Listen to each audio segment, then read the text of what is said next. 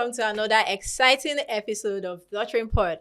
DottrinePod is a platform where we collaborate with key stakeholders in the industry to drive meaningful conversations around creatives. DottrinePod is an asset of Dottrine, the academy where creatives learn, collaborate, and upskill. Both DottrinePod and Dottrine are assets of Dot Media House, the media firm for global brands. My name is Omolola Mo. Welcome to the culture of creatives. On the show with me, I have the most amazing guest. He's a creator, a storyteller, an author, a speaker. Is a lot of things, but one description that excites me the most about him, because it's true, is the fact that he's the creator's creator. Did you guess right? Ladies and gentlemen, join me as I make welcome Salem King. Thank you so much for having me. Thank you so Am I much. supposed to clap? Thank you so much for joining us. How are you doing today? Amazing. This is lovely. First things first, the creator's creator. Yeah. We need backstory. So just to walk us through how you came about that, being the creator's creator. First of all, I'd always wanted to be a teacher. From the time I was a teenager, whatever it was I was learning, I always wanted to teach someone else. I happened upon content creation by accident. It just was that I wanted to teach people, and making videos was the easiest way to do it. I wanted to be a motivational speaker one day, but I thought that would take 10, 20 years of working in corporate and then leaving. So I just started posting videos on social media to learn how to be a better communicator. And with time, I started teaching. Other people were asking me to teach them, and I started teaching people. And quite naturally, the topics I was talking about were centered around creation, being a creator, being a creative, and all of that. And over the years, I've trained thousands of creators through paid, classes and digital products, but also just through my content. People say they hear my voice in their dreams when they're procrastinating and not posting their content. They hear Salem saying post our content. They hear Salem saying start with what you have. They hear me saying, all those things, because those are things I've said over and over again. And one day I just decided I think I'm going to call myself the creator's creator from now on, and nobody argued because the receipts were there. I like that. I think a follow-up question to that is, how does it feel to be Salem King? Because it feels like you're one of one, let me say that, and your journey or your story is very, very peculiar to you. You stumbled on it. It was not something that you thought out or you mapped out that I'm going to start out to be a content creator and all of that. You just stumbled on it, and look at how much you've done for yourself, how well you've done for yourself, and how well you've done for people. So how does it feel? Do you just sleep and be like, oh God. How does it feel? It feels, I'm honored on one hand, definitely, because I never really saw this happening. I always joke that if God had sort of shown me the whole journey, I probably would have stopped. If I knew that being a content creator would mean that it affects my real life, people would stop me on the street and say, oh, are you the guy from Instagram? Let's take a picture, stuff like that. I would have immediately stopped. But I'm glad that I didn't see the whole picture, because now the impact is really widespread. So I still think about myself as just an ordinary guy on a mission.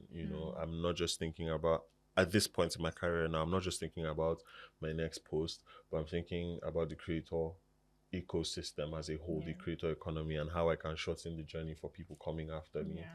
So that's my focus now. I still make content. I'm still a creator, but I'm constantly thinking about that future for the ecosystem as a whole, which is why I'm happy to be on this pod. Thank you so much. I think that's really what makes you Salem, because for you it's not just about your content and what you put out, it's also about guiding other people to do what they need to do.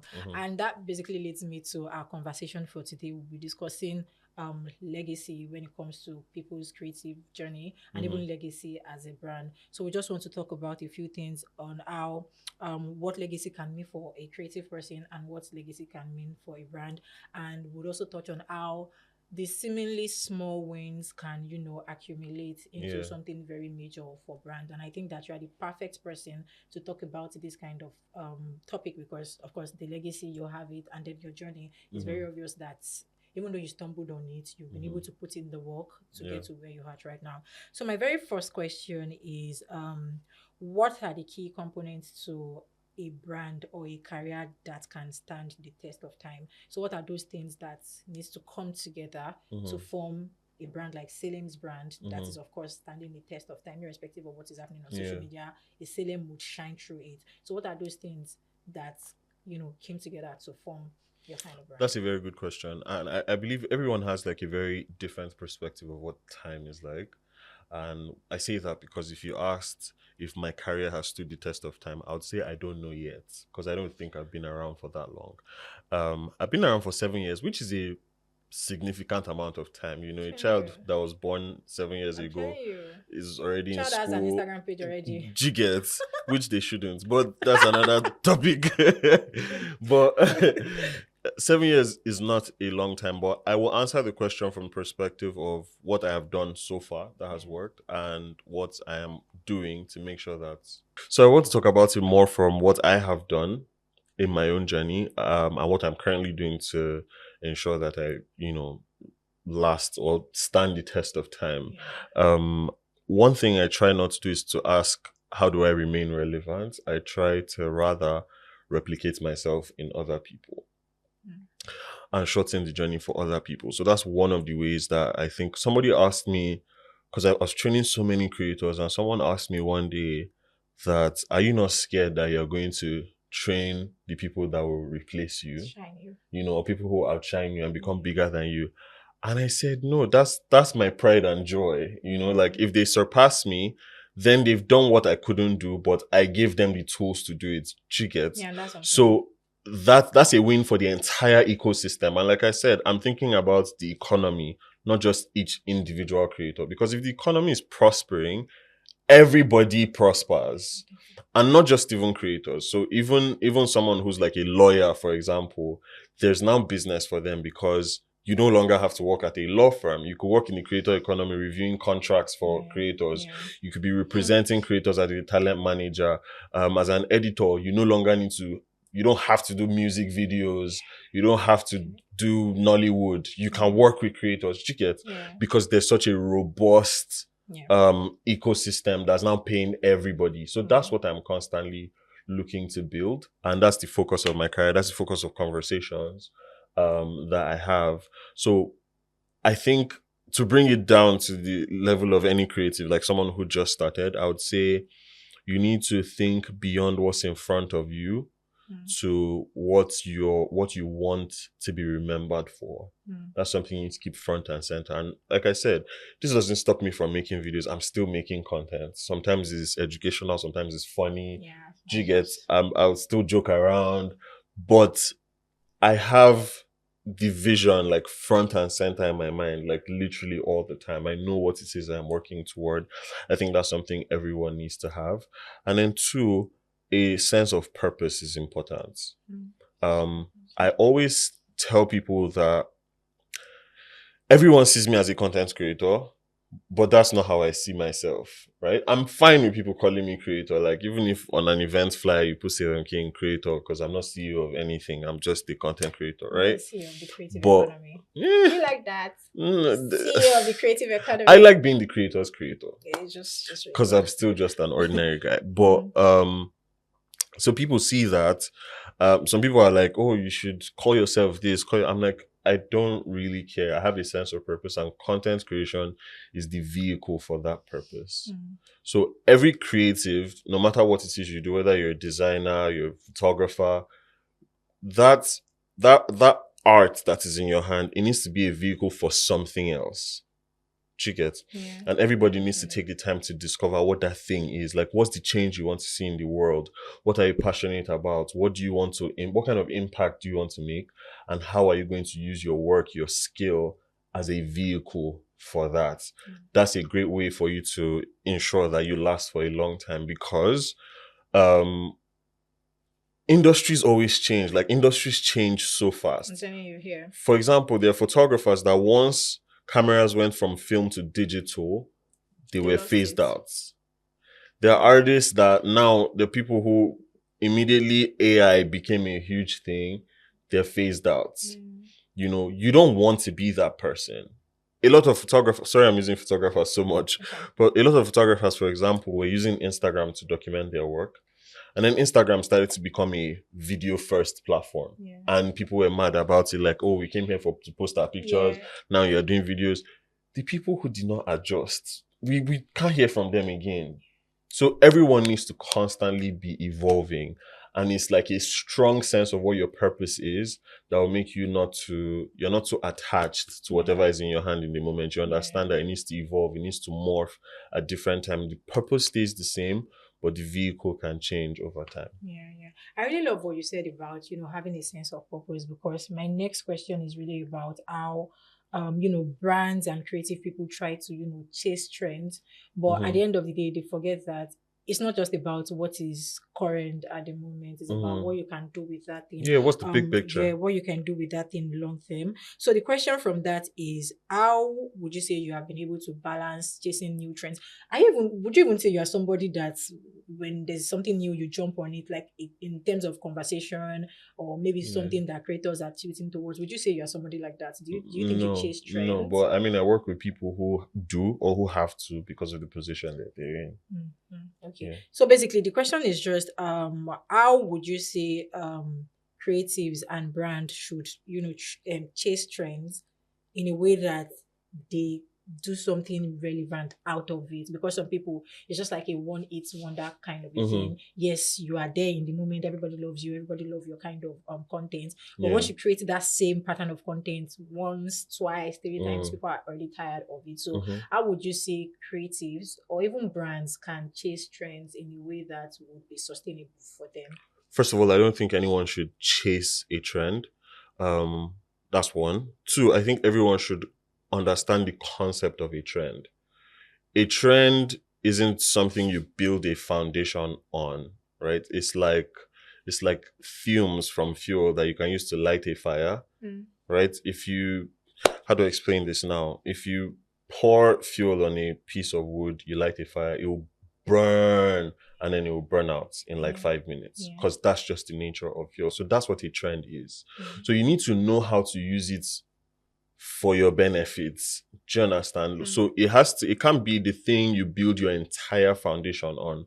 Now, because we work on social media, I'm not going to be like a goody two shoes and tell people, oh, don't jump on trends. No. You should use trends to the extent that it aligns with your big picture. The problem is people don't have a big picture. They just want to blow. They just want to be out there. People say things like, all PR is good PR, and that's not true. That's not necessarily true, but people are just like, no, as long as people are talking about it. But it's like, how do you want to be perceived? The thing people are talking about, is that the way you want to be talked about? If it's intentional, then okay, that's fine. All PR is good PR. But if it's not intentional and it's just like, oh, wherever the wind takes us, as long as it's being talked about, then that's good. That's not true, because there may be some opportunities you want that the way in which you are getting talked about is just not going to put you in that category. So I would say everyone should treat trends as something to leverage for a bigger goal. Is a means to an end, is not an end in itself. So I don't personally jump on a lot of trends. However, if there's a trend that I can use to pass across a certain message, there's a trend I can use to pull a part of my audience that I normally do not have access to, or reaching up, if there's a certain message that I can use to appeal to a certain group of people that I normally wouldn't appeal to, then by all means you should use a trend, but do it with purpose. And all of that said, I think everyone should be a trendsetter, because trends always start from somewhere. Like, so always somebody somewhere that starts a trend. So everyone should treat themselves like, I can start a trend. I can start a trend. I can be the one who is the pioneer. I can be the one who is leading the way and telling people this is the way to go. But if you don't dig into, like, if you don't plant your feet into your creative foundation very well, trends will come and they'll flush you away. I always say social media is like water. You know how water is required for life? You need to drink water to live. You need water to cook food, to do basic things, to do anything. But the larger the body of water, the more control and knowledge you have to approach it with. So if there's a pool, that's an even larger body of water. If you can't swim, you probably shouldn't jump in the pool, or you should only jump in if the pool is not deep. The ocean is also water. All these things, cup, pot, pool, ocean, it's still the same water. Yeah. But one can overpower you if you don't know exactly why you're there. So if you say, oh, I love the beach, but you can't swim, you should know that, okay, I'm going to go on the beach, but I'm going to walk on the shore. Yeah. You will now go inside the water because you know that you cannot swim. So social media, we need to approach it knowing that this thing is like water. We need to navigate it in a way that we're aware of the dangers, we're aware of the pitfalls, but we're also aware of how it can help us. You know, the ocean is so big, but that's where salt is gotten from. You know, so everything that can potentially be dangerous also has upsides. And it comes down to the person, the skill, and the discernment of the person who's handling it per time. So in approaching trends, you just need to be grounded, honestly, as a person and as a professional. Yeah. Thank you so much, Salim. You know that thing you said about, people feel like all PRs are good as long as it's putting you out there and all of that. I feel like it's a general knowledge for creatives right now. And even brands, when something off is going on and people are talking about it, they just keep quiet because they feel like it will fizzle out. But the truth of the matter is, if you don't approach it the way you're supposed to approach it, it might fizzle out at that point in time, but something will happen that would bring it back to the consciousness of people that, oh, this particular brand did this and all of that.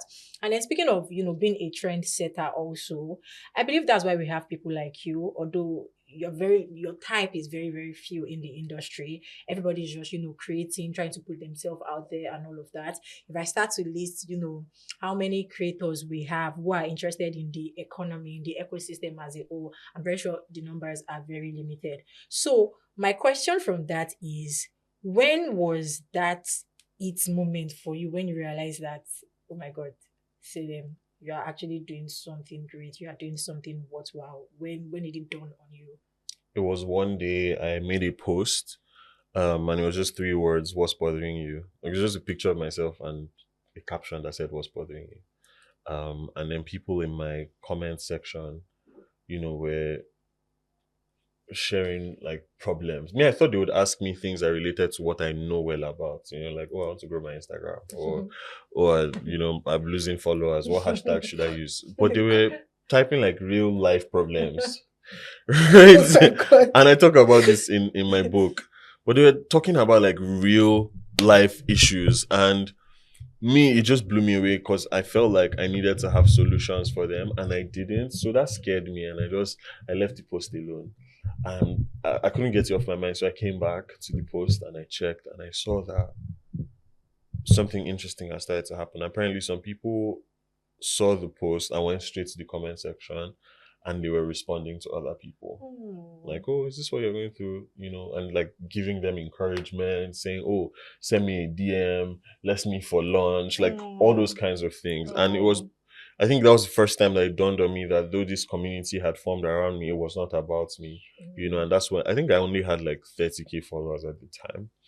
But that's when I started to take the concept of community seriously, that my audience can't just be an audience, it has to be a community. I started to study, like, what did I do that made these people comfortable sharing their life problems in a place that's not a safe space? I started to study about community and just understand, like, what makes people tick.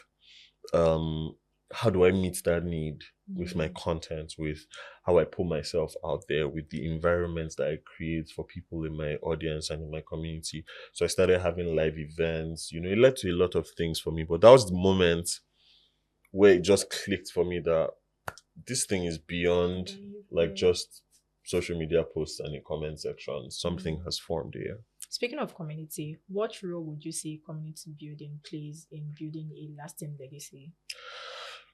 That's a loaded question. How much time do we have? We have all the time in the world, if you don't mind. So I learned in that process, after that post, what I learned a very important lesson is that community is a survival need for human beings. It's not just this, we work in marketing, so it's like a buzzword in marketing circles, like community. But it's a real human need. As far back as human beings have existed, even when everybody was living in the bush, there was safety in numbers. Like if you were around the tribe, you were at a lower risk of being eaten by a predator. than if you were alone. Yeah. Do you understand? Yeah. So there was always safety in community. I'll give you an example of one of the first times that I realized that community is so important. I have a degree in economics. I graduated, I got a job working sales and marketing in real estate, but I wanted to do content creation. And so quite naturally, of course, your family doesn't understand. Like, are you crazy? What are you doing? So I needed to be around people who understood, who saw what I did as work, even though I was not making any money from it. And I made some friends in Abuja at that time. We used to hike together. We used to make videos together. We taught each other how to edit on our phones, all of that. And those are still some of my closest friends in the whole world. But it all started because of that community we had where everybody with their families were accountants, geologists, but with ourselves, we were creators, even though we had this other life. We had our 9 to 5, we had everything. But on the weekend, we just hang out, go and hike, make videos. Yeah, Lagos people cannot relate to hiking. We used to go out, hike and do all of that stuff, because there's trees and there's greenery in Abuja. So oh my god. We used to do all of that, and it just formed a very, very strong connection. And so I saw that on social media, it's the same thing. That need for community, people is the reason why some people go to church. Some people have village meetings, like you're living in Lagos, but you're still meeting with people from your village who live in Lagos. And they're always there for each other. Like if one woman's child is getting married, all of them will show up. If somebody loses, a family member, all of them show up. Like community is such a big deal. So we must not allow the fact that marketing has sort of reduced it to this buzzword doesn't mean it's not still a real human need. So if you're trying to build anything that will last a very long time, building community allows you to really take up emotional real estate in the hearts of people. And that's something that lasts forever. Like that. There's community, and in the circle of having a community, especially in the creative balance now, we have people who mentor the other people and all of that. I'm sure you are mentored to a lot of people. But I also want to ask about you. Are there people in the industry who has helped you in your creative journey up until this extent? Are there people like that who have mentored you, who have helped you too? Yeah, let's speak on it. For sure. I don't want to mention names because I feel like I'll forget some. Okay. But yeah, the people, they say if you find a turtle on top of a fence, it had help getting there. And that's literally my journey. At different points, it was somebody who told me, bro, these videos, because I used to post my videos on my stories, or someone would say, these videos you post on your stories, bro, post it on your feed now. And then I started posting on my feed. Somebody who told me, this thing that you teach for free, what if you taught an extended version for 2 hours and charge for it? That's how I did my first class. That was 5,000 there, and people started to pay me. It was a friend of mine who said, Salem, I love the work you do. Our brand would like to work with you. That's how I got my first influencer partnerships. So it's been different people at different points just lifting me up, and I'm always trying to pay forward. It's one of the reasons why I do everything I do for creators. Like, I get paid in the process, but I don't always get paid. Most of it is just free. It's literally from my heart. Because I just think, what if I didn't meet these people at the time when I met them, for them to help me in the way they did that time? Maybe I wouldn't be here. So I'm like, that means this video I'm making in this moment can help somebody go so far, and that's always a joy for me. It's always such a humbling thing to just be a part of someone's creative journey. I love it when someone reaches out to me and they say, I was in your class in 2019. I don't even remember their name. I don't even know them, but they're like, some of them have 100K followers, some of them hundreds of thousands of followers now. Of course, not everybody applies the things you teach, but it's just nice to know that even some of your faves, I don't want to mention names, but even people who, some of your fave creators now, they went through some of my faves. Yeah, not you maybe, but you are my favorite creator. Well, I did go through my class, so thank you so much. So just stuff like that is humbling for me, and I don't think there's anybody who really gets there all by themselves. True. Yeah. True. Thank you so much, Salem. It's been a very insightful conversation. My I liked pleasure. everything you said, all the way from having a sense of purpose, paying it forward, mentorship, community building. Oh. Oh my god, yeah. I was listening to remember and digest everything that you're saying, because truly, like I said, you are approaching this creative thing like a business, right? It's like a business for you, like a whole structure is built around it, 100%. and that's not like the same thing for every other creator. But I have so much belief that because you're already doing it, because you're here and you're already doing it, it would inspire, some other people to also see, their creative journey as something that is just about them, but something that is a part of a whole bigger picture. Because like I said, you're approaching it like a business, and it's just very new, and it feels so unique. And as much as the idea is there, it's just really, really crazy that it's just like a few people like you that are approaching it the way you guys are approaching it. So it's very, very beautiful. And let me take this opportunity to say thank you so much for everything you do, right? Even if you don't call yourself the creator and all of that, the works that you do, they're all there and they show. Like, you hardly speak to 1, 2, 20, 30 aspiring creators and they would not mention your name. And I know you know all these things, but I just want to reemphasize it. And that was what triggered my question about how does it feel like to be Salem? Like, do you just sleep and feel like, I'm the man? Because really, you are doing a very great job. Thank you so much, Salem. I appreciate you. Alright guys, so we are still discussing the legacy menu with, of course, Salem King, and this is the part where we get to build the creative cocktail. I get to ask Salem some questions, he gives me his answers, and with that, we're going to build the nicest cocktail you've ever tasted. So, Salem, are you ready? Yeah, I'm ready. You like the segment too? Alright, so the first question here is, what will you describe as the sweet spot of a creative legacy? What's that one thing that makes having a creative legacy very, very exciting? What's the sweet spot? I was going to answer and say legacy. There's already legacy in the question. Should I answer with one word? No, you can. What's the sweet spot of having a legacy? I think it's just knowing that you're leaving the world better than you found it.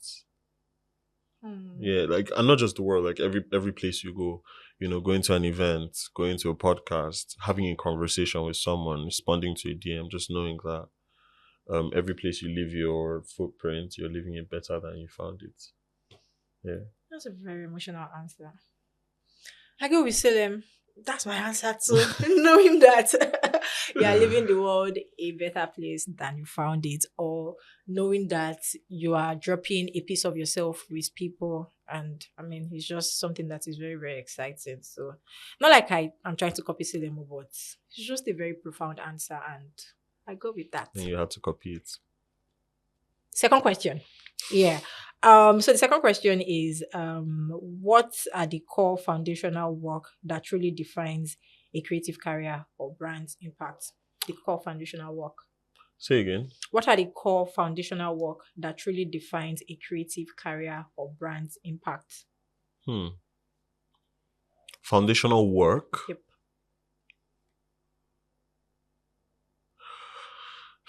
I think one would be profits, which, some people may not like, because are we not talking about impact?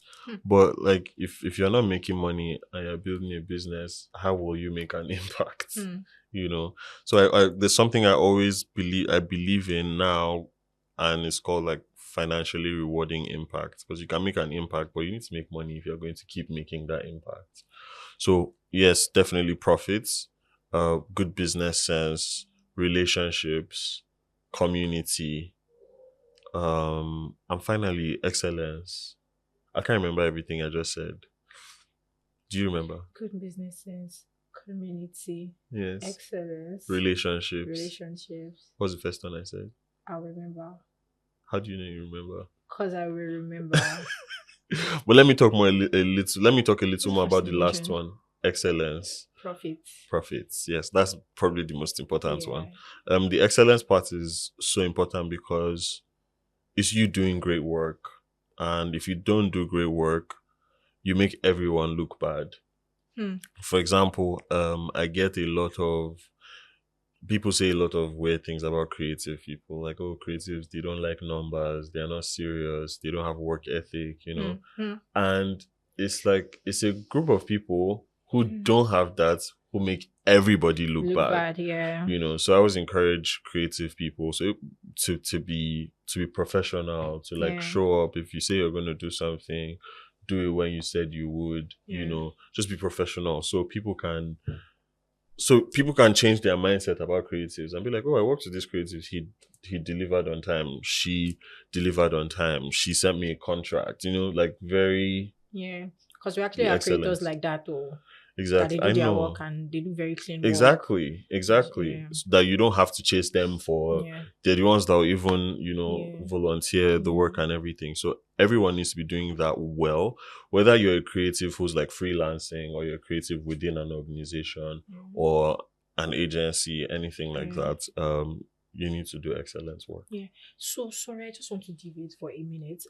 This thing about creators, some of them are doing their work nicely, and then we have the other ones that there's just so much anyhowness around them. Is there something, and I'm speaking to you about it because of course you are looking at things from the business side of it. So is there like are you guys looking at building something like a body that would help you guys regulate some of these things? Just like a body of maybe influencers, creators, to ensure that everybody has their head where it's supposed to be. Is there a conversation around that? Not that I know of, but now that you talk about it, I think there should be. I think it's a difficult industry to regulate because of how you don't have to go to. Is it to just exactly the barrier to entry is non-existent. Like somebody can wake up tomorrow, start posting videos, and they're a content creator. You can't go to them where they are in Ebony and say you've not paid annual dues. You can't. That would be it would be very difficult to do. But what we try to do is just build communities where we invite people and teach them about how to create at a higher level, not just on the creativity side, but even with business, even with correspondence, even with how you talk about your work, because I met so many talented people that don't know how to talk about their work. You ask a painter about their painting and they have nothing to say. You ask a fashion designer about the outfit they've made, and they don't know how to break it down to someone who's not a fashion person, or to anybody, in fact. They're just good, period. And we live in a world where you can't afford to be that kind of creative anymore. You have to be well-rounded. You have to go and learn business communications or marketing communications, so that whatever idea you have in your head, you're able to communicate it to somebody who, for example, only sees numbers. Because for example, if you're speaking to investors, they don't really care about your passion. They're just like, how's this going to make me money? I give you $1 million, how's it going to come back to me? What's your business model? But a lot of creative people, because we start out a lot of the things we do from a place of passion, like it's a hobby. We didn't go to school for it. Some of us, a lot of creatives aren't formally trained. We just happened upon it, and with practice we got better. So we don't know how to do the work we do within structure. In fact, we feel structure is limiting. But I need everyone to know that like structure is not a limitation, is definition. For your brand, for what you're building, for your clients, for investors, for future business partners, so that from the outside everyone can just see that this is who this person is. They're profitable, they're bankable, they're credible. So then, speaking of structure, what do you think about creatives having management agency? Is it a thing for you, or you're just very indifferent about it? Oh, I'm definitely not indifferent. As a creative, sometimes your career can grow faster than your business acumen grows. Do you get? Yeah, I get what you're saying. When I first had to get a manager, it was because my account was blowing up. I was getting a lot of emails. I was getting a lot of invitations to events. And I was getting better as a creator, but I was not getting better as a business person. So a lot was suffering, So I had to find someone, which is a very wise thing to do. Like once you're trying to build anything, find someone who is better at certain parts than you and delegate that part to them. There's a quote by Andy Stanley where he says, your fully exploited strength is of far greater importance than a marginally improved weakness. And what he means is there's something you're not very good at.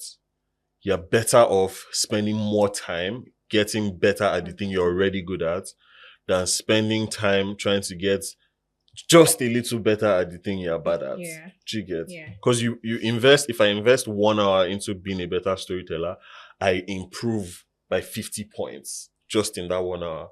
But if I spend that same 1 hour trying to learn how to make egusi soup, you know, I'm going to need to try more times, which means I'm burning time that I could put into becoming a better storyteller. So I would say everyone lean into your strengths, and the parts that you're not good at, find somebody who handles it. For some people, they need a talent manager. For some people, they just need an assistant.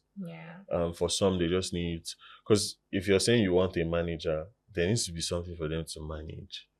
Chickets. Because I see a lot of creators that have just started out, they've not done anything, they've not talked to anybody, they don't have jack, and they're just like, oh, I need a manager. I'm like, no, you don't need a manager. Jesus. What are they going to manage? Because the manager earns a percentage of what you make. What have you made? You know? So it's not a manager you need. You need an assistant, or you just need yourself. You need to sit up yourself and take your life more seriously. Rather than saying, oh, I want a manager that I'm just going to put everything in their hand and they're just going to bring me deals. No, you have to be at a point where you're already getting the deals, or you already know how to be in those conversations, but you need somebody to 10x it while you focus on the creative aspect. So I'm definitely for that. Interesting. Absolutely. Okay, now to my answer. Even though you said a part of it, but this time around, I don't want to go with what you said already, so it doesn't look like I'm lashing yourself. You're not going to talk your own. So, one foundational work that I think truly defines a career or a brand's impact is that value exchange. Right? Even as a creator who's just starting off, what is that thing that would want to make people hold on to you? What is that thing that wants to make people watch your content?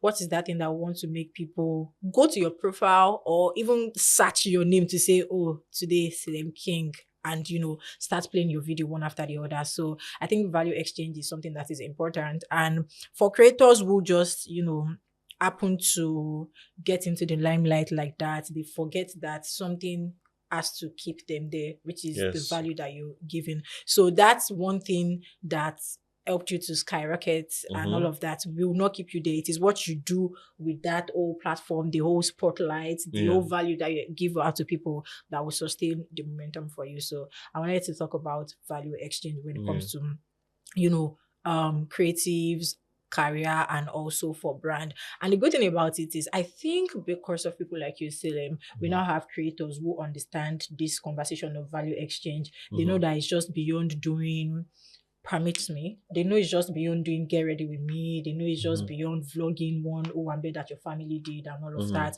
If I think of Salem, what's that thing that comes to mind? If I think of creator A, what's that thing that comes to mind? If I think of creator B, what's that thing that comes to mind? And that's something around having a niche as a creator also. So what's that one thing that whenever people think of it, you pop up as one of the 5 names that people will mention? So value exchange is one foundational work that I think creatives, brand, everybody needs to do to have a lasting impact. Praise God. Okay, so the last question here is, what is that ritual that fuels long-term creative success? So what's that one thing that people need to do over and over and over again to ensure that they stay successful? Don't grow up. Maintain your childlike wonder. Protect it with your life. Like the thing that allows you to see the world in a way that a child does, because fear is learned, right? Like, we're not born with fear. Like, you learn it as a child, because you go and touch something hot. Like, you don't know that a candle will burn you. You just go touch it. Your parents let you because you touched and then you learn. So fear is learned. That part of a child that approaches life without fear of consequence, you need to maintain it, because it kills a lot of creative people. It's like artists who blow up from one song and then they get a record deal, and the record deal just kills their career. We've seen so many cases like that, because once you get a record deal, there's so many there's too many people cooking the soup. There's so many people contributing, so Yeah. many voices, because now Yeah. they're giving you money. They want their investment back. Yeah. And you're no longer, the purest form of the art is no longer there. Yeah. And we've seen so many cases of artists buying themselves out of their record deal so they can be free to create again.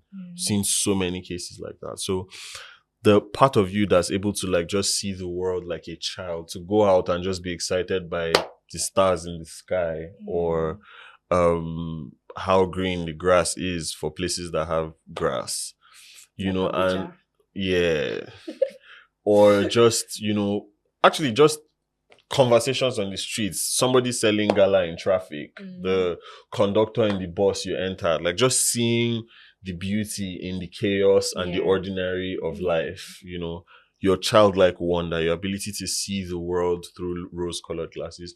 Never lose that as a creative person. If you lose it, you might as well go and work in the bank. Not that there's anything wrong with working in the bank, but like, you get what I'm saying? Absolutely. Like, a lot of us pick creative paths because of the world we want to escape. Yeah. But if you allow the child in you die, then you're back into the world that you were trying to escape, living a normal life just like everybody else. You know, so just definitely protect your inner child. Whatever it is you need to do to remind yourself that I'm insignificant, I'm nobody. Keep doing it. Like, sometimes before I make a video, I'll like play music aloud and just dance and jump around. Nobody's ever going to see those videos, in Jesus' name. Okay. But just to get my energy levels up, you know, sometimes I'll do a lot of crazy stuff just to remind myself that I'm ordinary. I am with the wind. You know, I don't hold anything too closely to my chest. Like, oh, if it goes, it goes. You know, if I put this video out and it doesn't do well, that's fine. I'll make another one tomorrow. You know? But if you think about it like an adult, then every single decision, the stakes are always high. And that doesn't allow you create your best work. Because if you're unable to create consistently, like create, move on, create, move on, create, move on, you never get to the point where you're good. If you're obsessing over every single thing you create, that's not how you get better. You get better through repetition, and you have to do it over and over and over and over again, move on. But you need the heart of your child to do that. So then, now I see why you're the creator's creator. You are speaking facts, like fact. Okay, so one thing for me that can fuel long-term creative success, I would say, is continuous learning. Again, as creators, brands, whatever it is, no man is an island. Let me use that phrase. And there would always be something new that you can do. There would always be an addition. There would always be something that you can take out. So continuous learning can also inspire you to know what you can take out of your content. Not always, you know, adding. So as creative people, attend seminars, pay for that masterclass, take up that course, do something, have a creator that inspires you so much that, you know, you consume whatever it is that they say. That's how you can build that long-term success as a creative or even as a brand. Okay, so we've said enough about legacy menu and all of that. Let's discuss edibles, like real edibles now. What's with you and fried yam? Why don't you like fried yam? I should throw the question back at you. Because I'm asking you does not mean I don't like fried yam now. So fried yam is elite, right? Go ahead. Say it. I dare you. Say it again. But I don't like fried yam. Like what? So you have the opportunity delete this episode of this podcast. You have the opportunity to sell fried yam to me. I don't need to sell it to you. No. Okay, so you want to be the only one there? Does do royalty have to sell themselves to the people? So you want to be the only one eating fried yam? I'm more fried yam for me. That's fine. Okay, cool. We leave that. Yes. Apart from teaching content creation, creativity talks, and all of that, what are those things that you do for leisure? I know you said you dance. Yeah, I don't dance, so I move around. That's why I said people can't see the videos. Okay. I have 2 left feet. Fried yam. I fry yam. You fry yam for fun. What is it? No, it's a therapeutic process. Like the slicing, it has to be a certain size, a certain width. Also, if I want to crunch it, there's a certain way I go about it. I'll send you a video, you see. Okay. It's amazing.